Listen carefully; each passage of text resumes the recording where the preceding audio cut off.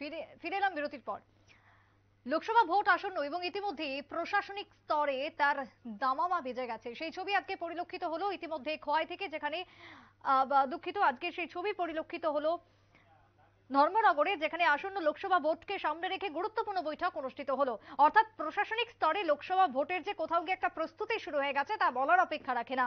প্রশাসনিক প্রস্তুতি খতিয়ে দেখতেই আজকে চূড়ান্ত পর্যায়ের বৈঠক, যেখানে আইজিপি সৌমিত্র ধর উত্তর জেলার সদর ধর্মনগরে গিয়ে পৌঁছান গতকাল, এবং আজকে শনিবার পুলিশ সুপার ভানুপদ চক্রবর্তীর সঙ্গে কথা বলেন, বৈঠক করেন। এছাড়াও উপস্থিত ছিলেন মহকুমার এসডিপিও থেকে শুরু করে বিএসএফ এর বাহিনীর টিএসআর থেকে শুরু করে প্রত্যেকটা আরক্ষা দপ্তরের কর্মীদের উপস্থিতিতে, উচ্চপদস্থ কর্মীদের উপস্থিতিতে আজকের বৈঠকটি অনুষ্ঠিত হলো।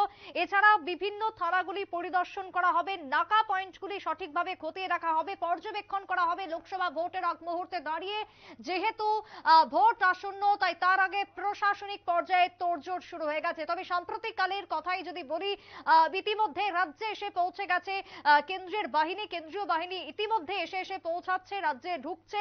কারণ শুধুমাত্র লোকসভা ভোটকে সামনে রেখে গোটা রাজ্যের আইন শৃঙ্খলা পরিস্থিতি সুস্থ এবং স্বাভাবিক রাখার জন্যই এই বিশেষ উদ্যোগ প্রশাসনিক স্তরে শুরু হয়েছে। কি বক্তব্য উঠে আসছে আজকের ভোটকে কেন্দ্র করে, শুনুন।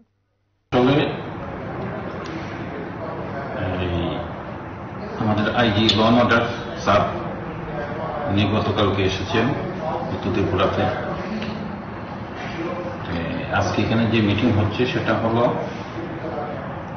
CRPF, BSF, state police, TSR সবাইকে নিয়ে ইলেকশনটা যেন পার্লামেন্টারি ইলেকশন 2024 এটাকে কি করে শান্তিপূর্ণভাবে সম্পন্ন করা যায়, এটার জন্য এখানে ডিস্ট্রিক্টের তরফ থেকে কি কি প্রিপারেশন নেওয়া হয়েছে, আর কি কি নিতে হবে, এইসব ব্যাপারে উনি এখানে আমাদেরকে আলোচনা করছেন, গাইডলাইন দিচ্ছেন।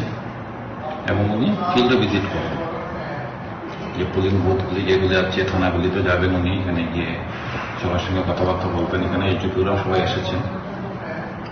এটাই মূলত ওনার উদ্দেশ্য। স্যার, ইলেকশনকে সামনে রেখে কি কি ফোর্স মোতায়েন থাকবে?